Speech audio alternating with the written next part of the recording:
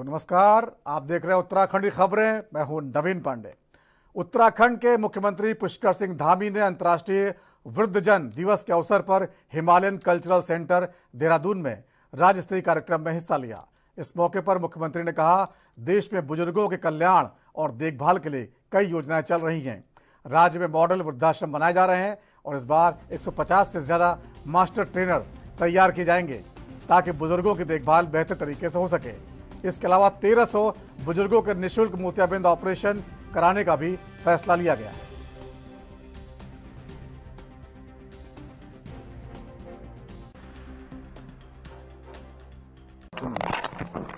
देश के अंदर वृद्धजनों के कल्याण के लिए, उनकी देखभाल के लिए अनेक योजनाएं संचालित की जा रही हैं, जिसमें बुजुर्गों के समस्त देखभाल से लेकर उनके स्वास्थ्य से लेकर और 70 वर्ष से अधिक के वृद्धजनों के लिए आयुष्मान भारत योजना, इलाज से लेकर सभी चीजें उनके लिए पूरा प्रावधान मुक्त की गई हैं। और राज्य के अंदर भी हमारे यहाँ पर रुद्रपुर में, देहरादून में मॉडल वृद्ध आश्रम बनाए जा रहे हैं और राज्य के हर जनपद में हम वृद्धाश्रम भी बना रहे हैं, जिससे कि उनकी देखभाल हो।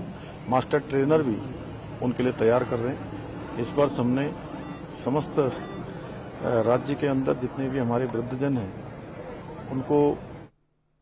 तो सीएम धामी ने बुजुर्ग नागरिकों की भलाई सुनिश्चित करने के लिए राज्य सरकार की पहल साझा की है। उन्होंने कहा, केंद्र सरकार के सहयोग से हमारी सरकार बुजुर्गों के आर्थिक समर्थन के लिए वृद्धावस्था पेंशन योजना के तहत 1500 रुपए प्रति माह प्रदान कर रही है। पहले केवल जोड़े में से केवल एक को ही पेंशन के लिए पात्र था, लेकिन अब दोनों को ही पेंशन मिल रही है। हम सभी जिलों में वृद्धाश्रमों की स्थापना भी कर रहे हैं। इसके साथ ही अटल जैव अभ्युदय योजना के तहत वरिष्ठ नागरिकों के कल्याण और विकास को बढ़ावा दिया जा रहा है। उनके सहयोग से हमारी सरकार भी वरिष्ठ नागरिकों के लिए, हमारे वृद्धजनों के कल्याण के लिए पूरी तरह से संकल्पित होकर कार्य कर रही है। हमारी सरकार द्वारा वरिष्ठ नागरिकों को आर्थिक रूप से आत्मनिर्भर बनाने हेतु वृद्धावस्था पेंशन योजना के अंतर्गत प्रतिमाह 1500 रुपये पेंशन प्रदान की जा रही है। और आप सबको ध्यान होगा कि जब मैंने राज्य के मुख्य सेवक के रूप में काम करना प्रारंभ किया था, उस समय हमारे वृद्धजनों के लिए परिवार में केवल एक ही दंपत्ति, एक दंपत्ति में से किसी एक को ही इस पेंशन योजना का लाभ मिलता था। और बहुत से परिवारों में आपस में ये भी होता था कि मुझे पेंशन मिल रही है और मुझे नहीं मिल रही है, पत्नी को मिल रही है, पति को नहीं मिल रही है, या पत्नी को मिल रही है, पति को नहीं मिल रही है। मैं आप सबको बताना चाहता हूं, मैंने देखा कि कई घरों में मजाक में थोड़ा झगड़ा भी हो जाता था। हमने कहा कि किसी भी कीमत पर हमारे वृद्धजनों को हम झगड़ने नहीं देंगे, आपस में कुछ कहने का अवसर नहीं देंगे, और हमने दोनों ही दंपत्तियों के लिए पेंशन की व्यवस्था की। आगामी त्योहारों को देखते हुए मुनि की रेती में पुलिस ने सुरक्षा व्यवस्था को और सख्त कर दिया है। थाना पुलिस ने क्षेत्र के नाकों पर पैदल गश्त शुरू कर दी है। वहीं मुखबिरों को भी सक्रिय किया गया है। दुकानदारों से सीसीटीवी कैमरे 24 घंटे चालू रखने की अपील की गई है और लोगों से संदिग्ध गतिविधियों पर पुलिस को सूचित करने के लिए कहा गया है। थाना प्रभारी निरीक्षक प्रदीप चौहान ने बताया, पुलिस कप्तान आयुष अग्रवाल के निर्देश पर विशेष सुरक्षा प्रबंध किए जा रहे हैं। कैलाश गेट चौकी प्रभारी राजेंद्र रावत और अन्य चौकी प्रभारी भी अपने अपने क्षेत्रों में चेकिंग अभियान चला रहे हैं। पुलिस ने सड़कों पर अतिक्रमण से बचने की अपील करते हुए ट्रैफिक को सुचारू रूप से चलाने का आग्रह किया है।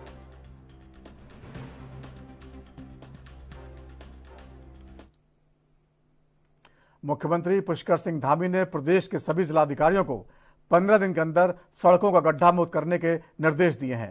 मुख्यमंत्री ने कहा, पेयजल आपूर्ति बनाए रखने और वनाग्नि पर प्रभावी नियंत्रण के लिए विशेष ध्यान देने की आवश्यकता है। इसके अलावा उन्होंने जिलाधिकारियों से अपने जिलों की मुख्य समस्याओं को चिन्हित कर संबंधित विभागों के अधिकारियों की टीम बनाकर इन समस्याओं का यथाशीघ्र समाधान सुनिश्चित करने को कहा है।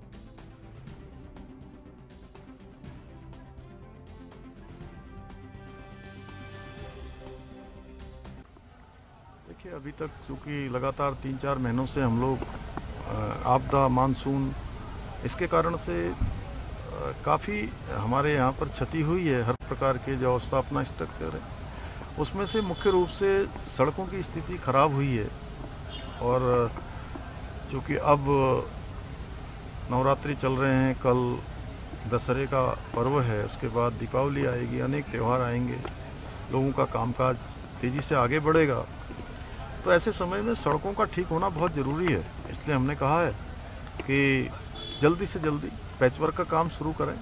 सभी जिलाधिकारी इसकी ऑनरशिप लेकर अपने अपने ज़िलों में जो भी उनके मार्ग पड़ते हैं उन मार्गों को पीडब्ल्यूडी और अन्य विभागों के साथ समन्वय स्थापित करके, और देहरादून से चीफ सेक्रेटरी और हमारे पीडब्ल्यूडी सेक्रेटरी सभी लोग इसकी मॉनिटरिंग करेंगे। और मैं स्वयं भी। तो सीएम धामी ने देहरादून में शहरी विकास विभाग की विभिन्न योजनाओं के शिलान्यास और उद्घाटन समारोह में भी हिस्सा लिया। उन्होंने कहा, इन सब से रोजगार के अवसर बढ़ रहे हैं। पर्यटन के क्षेत्र में, कृषि के क्षेत्र में नई संभावनाओं के द्वार भी खुल रहे हैं। इसी का परिणाम है कि विभिन्न चुनौतियों के बावजूद हमारे प्रदेश ने उल्लेखनीय रूप से उपलब्धियां हासिल की हैं और नए नए कीर्तिमान स्थापित किए हैं, जिनकी पहुंच आज पूरे देश में सुनाई दे रही है। में केवल रोजगार के अवसर बढ़ रहे हैं, बल्कि पर्यटन के क्षेत्र में, कृषि के क्षेत्र में नई संभावनाओं के द्वार भी खुल रहे हैं। इसी का परिणाम है विभिन्न चुनौतियों के बावजूद हमारे प्रदेश ने उल्लेखनीय रूप से उपलब्धियां हासिल की हैं और नए नए कीर्तिमान स्थापित किए हैं, जिनकी गूंज आज हमें पूरे देश में सुनाई दे रही है। ये हम सभी के लिए गर्व का विषय है कि नीति आयोग द्वारा जारी सतत विकास के लक्ष्यों को प्राप्त करने में इंडेक्स में हमारे प्रदेश को देश में पहला स्थान प्राप्त हुआ है। सीएम धामी ने युवाओं के हितों की रक्षा को लेकर एक बड़ा बयान दिया है। उन्होंने कहा कि युवाओं के लिए वो सिर भी झुका सकते हैं और कटा भी सकते हैं। मुख्यमंत्री धामी ने राज्य में लागू किए गए सबसे सख्त नकल विरोधी कानून का जिक्र करते हुए कहा, इसके कारण पिछले 4 वर्षों में 25,000 से अधिक युवाओं को सरकारी नौकरी मिली है, जबकि 100 से ज्यादा नकल माफियाओं को जेल भेजा गया है। उन्होंने बताया कि हाल ही में नकल मामलों की सीबीआई जांच की संस्तुति युवाओं के आग्रह पर ही की गई। मुख्यमंत्री धामी ने यह भी स्पष्ट किया, कुछ लोग युवाओं को ढाल बनाकर राजनीति करना चाहते थे, लेकिन सरकार ने हमेशा युवाओं की भावनाओं को प्राथमिकता दी और उनकी रक्षा के लिए कड़े कदम उठाए।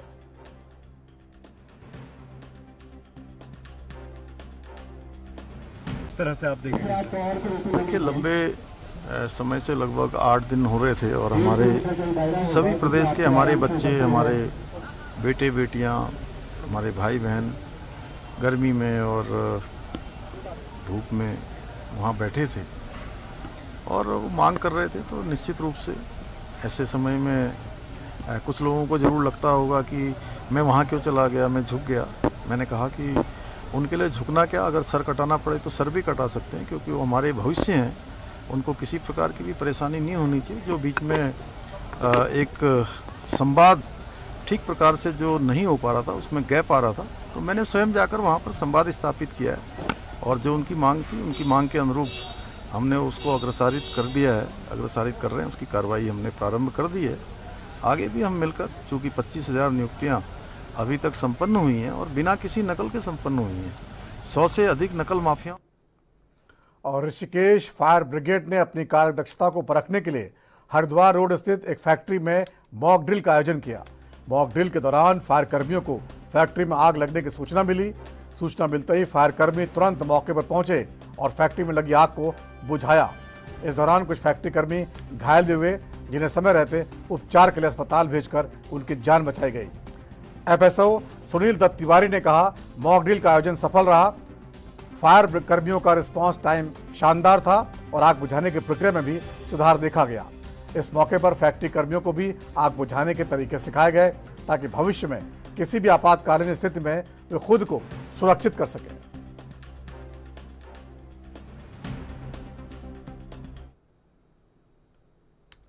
और देश भर में दशहरा पर्व की तैयारियां जोर शोर से चल रही हैं, क्योंकि यह पर्व महज एक दिन दूर है। हर साल की तरह उत्तराखंड के देहरादून में भी दशहरे मेले की तैयारियां अंतिम चरण में हैं। देहरादून स्थित परेड ग्राउंड में इस साल 121 फीट लंबा रावण का पुतला स्थापित किया गया है, जबकि 70 और 60 फीट के कुंभकर्ण और मेघनाथ के पुतले लगाए गए हैं। परेड ग्राउंड में बन्नू बिरादरी द्वारा आयोजित किया जाने वाला ये भव्य दशहरा मेला हर साल खास होता है। इस साल भी मेले को भव्य रूप से सजाया गया है और आतिशबाजी के लिए एक अलग स्थान चिन्हित किया गया है, जिसे बैरिकेड से घेरा गया है ताकि लोग वहां न पहुंच पाएं।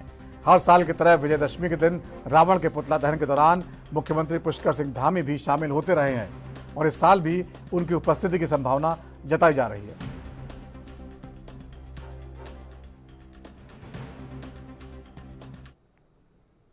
पौड़ी जिले में पंचायती राज अधिनियम के तहत नवनिर्वाचित क्षेत्र पंचायत सदस्यों की 6 समितियों का गठन किया जाना था, लेकिन कुछ क्षेत्र पंचायत सदस्यों ने समितियों के गठन को लेकर असहमति जाहिर कर दी और अपना विरोध जताया।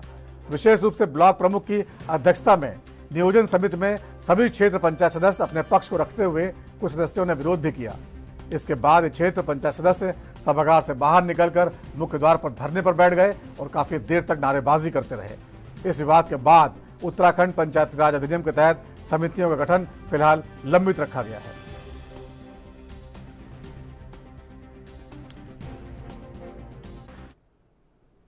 खटीमा से एक सराहनीय पहल की खबर सामने आई है।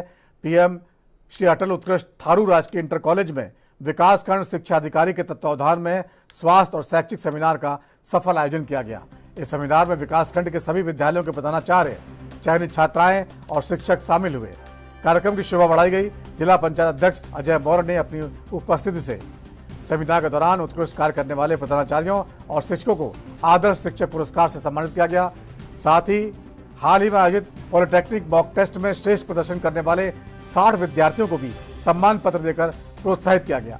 कार्यक्रम में शिक्षक धर्मपाल ने पावर पॉइंट प्रेजेंटेशन के जरिए अपने नवाचारी शिक्षण प्रयोग साझा किए। वहीं प्रधानाचार्य चंदन कुमार और विजेता पांडे ने शिक्षा और स्वास्थ्य के क्षेत्र में किए जा रहे कार्यों की जानकारी देते हुए सभी को जागरूक किया।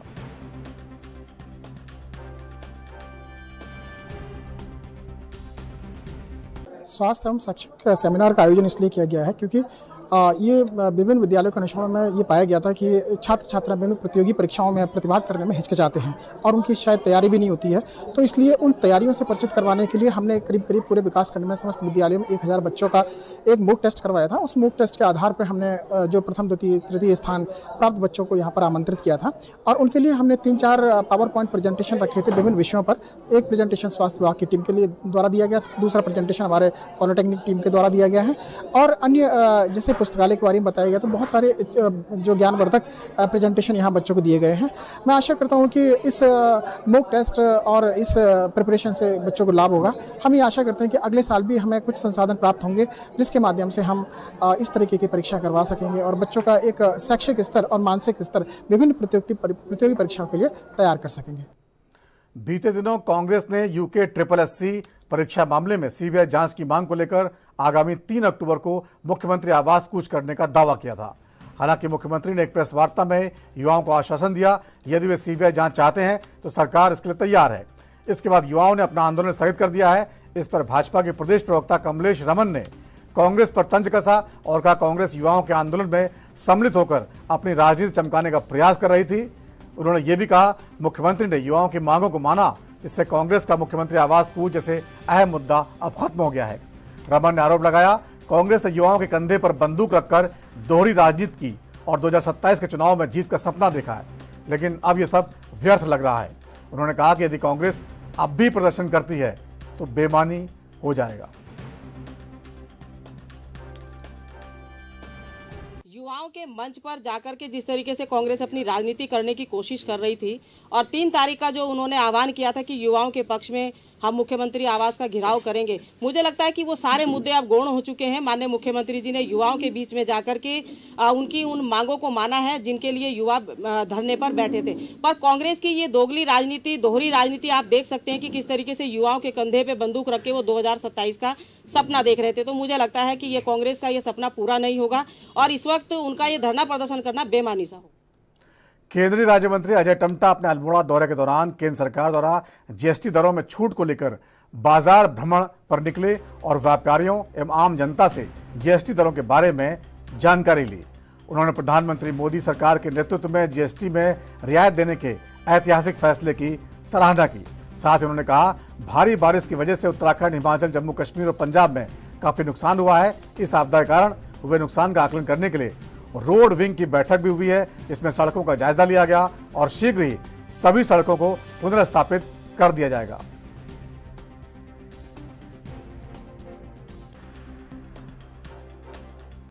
आपदा के कारण से हुए नुकसान जो कि मोटर मार्ग हमारे NH के, NHAI के, BRO के और NHAI DCL के जितने भी रोड हमारे पूरे देश भर के अंदर हैं, कई कई जगह हमारे बहुत सारे प्रभावित हुए, चाहे वो हिमाचल है, जम्मू कश्मीर है, उत्तराखंड है। इन जगहों में बहुत भारी नुकसान हुआ क्योंकि हमारी रोड विंग की बैठक हुई है, DG रोड्स की, और हमारे आदरणीय गडकरी जी की भी लगातार मॉनिटरिंग बैठक चल रही है। अब चूँकि मानसून इस बार कुछ पहले भी आया और मानसून भी अब जाने की तरफ को है, और अब जो हमारी रोडें, हमने कुछ रोडें मानसून के समय भी बहुत सारी वापस ठीक करने का काम किया और बहुत रोडों को हमने टेम्परेरी तरीके से ठीक किया जिससे आवागमन चल जाए। हमारे उत्तरकाशी की, हरसिल की है, और हमारे जितने भी धराली की रोडें ध्वस्त हुई थी, और केदारनाथ बद्रीनाथ रोड के भी हमारे बहुत सारे ऐसे स्पॉट बन गए थे जहाँ पर और बुलेटिन में वक्त होगा छोटे से ब्रेक का। ब्रेक के बाद जल्द लौटते हैं।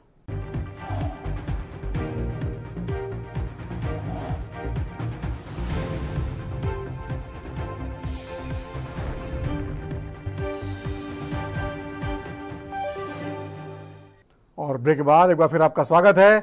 पेपर लीक मामले पर मुख्यमंत्री पुष्कर सिंह धामी द्वारा युवाओं से किए गए वादों और आश्वासन पर विपक्ष अब सवाल खड़े कर रहा है।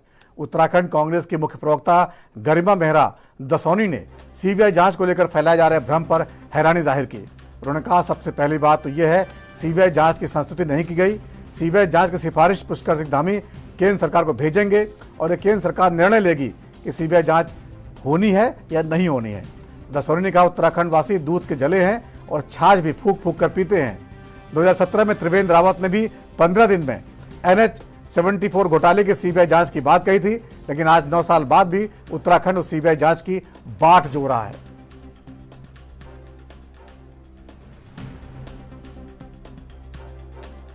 आश्वासनों की राजनीति पर हम भरोसा नहीं करते, क्योंकि यही हमने जो दूध का जला होता है वो छाछ भी फूक फूक कर पीता है। हम बिल्कुल संतुष्ट नहीं हैं इस आश्वासन से, इसलिए क्योंकि यही आश्वासन बतौर मुख्यमंत्री त्रिवेंद्र रावत जी ने 2017 में इस पूरे प्रदेश को दिया। विधानसभा के पावन पटल से ये कहा कि NH-74 की जो जांच है वो सीबीआई के द्वारा होगी और 15 दिन के अंदर होगी, लेकिन आज तक वो जांच सीबीआई से नहीं हो पाई। ठंडे बस्ते में मामला है।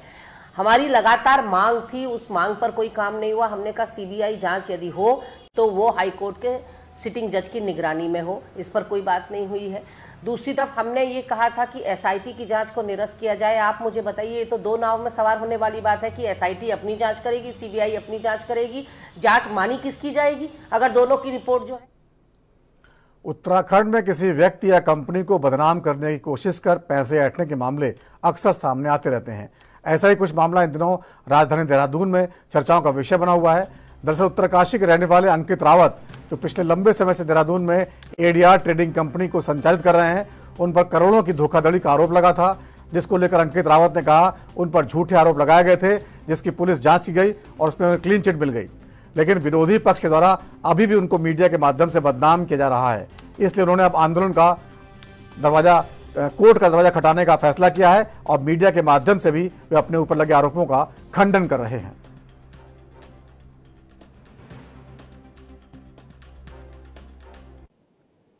पूरा मामला बेसिकली ऐसा है कि राकेश चंद्र बहुगुणा और उनके साथ जो लोग मेरे वाइफ के रिश्तेदार लोग हैं, इन्होंने कुछ समय पहले हम पे गंभीर आरोप लगाए।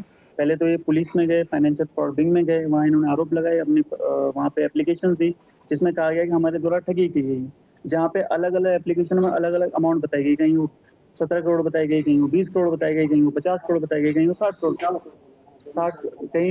करोड़ बोली गई। लेकिन जब भी जांच में आया, जांच में ऐसा कोई भी मामला नहीं आया, ना उसमें कोई 50 करोड़ आया, ना 60 करोड़ आया, ना 20 करोड़ आया, कहीं भी ऐसा नहीं आया। उसके बाद जब पुलिस की सारी जांच हुई, जांच में मैं संलग्न हुआ, जांच में मैंने सारे अपने एविडेंस दिए, मैंने बैंक स्टेटमेंट दी, सारी चीजें दी। उसके बाद जब पुलिस ने जांच लगाई, उसके बाद इन्होंने एक मीडिया कॉन्फ्रेंस करी अभी आज से 4 से 5 दिन पहले, जिस मीडिया कॉन्फ्रेंस में इन्होंने हम पे बड़े गंभीर आरोप लगाए, जिस आरोप के हिसाब से इनका कहना है कि मैंने देहरादून से कम 60 करोड़ रुपए की ठगी करी हुई है।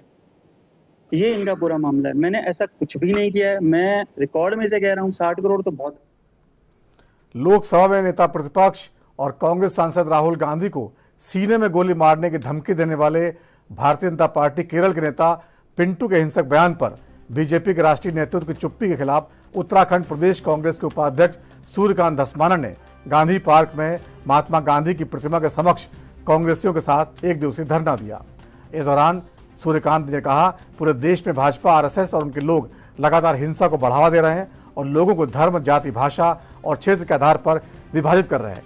भाजपा का प्रवक्ता लाइव डिबेट में हमारे राष्ट्रीय नेता की हत्या की घोषणा करते हैं, लेकिन इतने समय बाद भी बीजेपी ने उनके खिलाफ कोई कार्रवाई नहीं की है।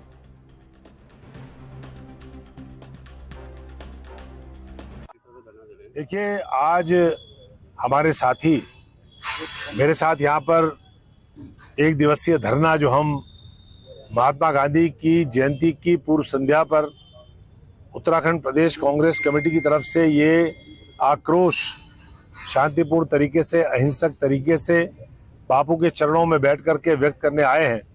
जो पूरे देश के अंदर भारतीय जनता पार्टी की सरकार के संरक्षण में भारतीय जनता पार्टी के लोग और आरएसएस के लोग इस देश में लगातार हिंसक वारदातें दे रहे हैं, लगातार हिंसा को प्रोत्साहित कर रहे हैं, लगातार इस प्रकार का वातावरण तैयार कर रहे हैं जिससे देश में आपस में लोग विभाजित हों, धर्म के आधार पर, जात के आधार पर, भाषा के आधार पर, क्षेत्र के आधार पर। और सबसे खराब बात यह है कि आज हमारे देश के लोकसभा के नेता विपक्ष श्री राहुल गांधी के उनकी हत्या करने की धमकी लाइव टीवी डिबेट में भारतीय जनता पार्टी का एक प्रवक्ता घोषणा करता है कि सीने में गोली मारी जाएगी राहुल गांधी के।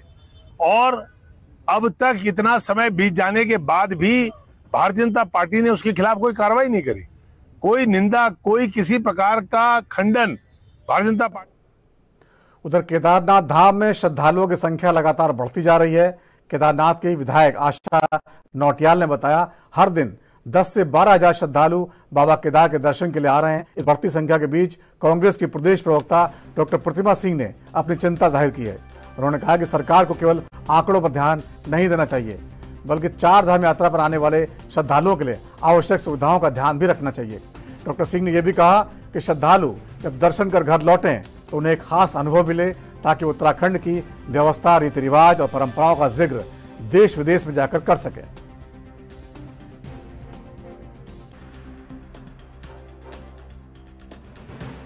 भारतीय जनता पार्टी की शुरू से आदत रही है और कांग्रेस पार्टी ने हमेशा ये बात कही है कि वो आंकड़ों से खेलने का कार्य करते हैं। मसला ये नहीं है कि कितने हजार लोग रोज आ रहे हैं, मसला ये है कि जो लोग आ रहे हैं उनको आप सुविधाएं क्या दे रहे हैं। और जो आशा नौटियाल जी दावा कर रही हैं, उनका दावा यहीं से खारिज हो जाता है। आज आप स्थिति देख लीजिए, पूरे प्रदेश की आपदाग्रस्त है हमारा प्रदेश। देहरादून में भी कई जगह ऐसी हैं, कई स्थान ऐसे हैं जहां पर आपदाएं आई हुई है और अभी तक रोड तक नहीं बनी, रास्ता जो है अवरुद्ध है। और केदारनाथ धाम तक जाने के लिए तो आपको पता है रास्ते में कई जगह तो पुल टूटे हुए हैं, मुख्यालयों से जो है आपस का संपर्क टूटा हुआ है। तो इस कठिन वक्त में जो श्रद्धालु आ रहे हैं, सरकार की ये जिम्मेदारी बनती है कि उन्हें किसी भी तरीके की कोई कमी ना हो, कोई दिक्कतें ना हो, बशर्ते ये कि आप 12,000 आ रहे हैं, 14,000 आ रहे हैं। मैं कह रही हूँ एक व्यक्ति भी आए, लेकिन एक व्यक्ति भी जो आए वो जाते वक्त ये कह के जाए। तो उत्तराखंड की खबरों में आज इतना ही। वक्त छोटे से ब्रेक का है, ब्रेक के बाद भी खबरों का सिलसिला जारी रहेगा। नमस्कार।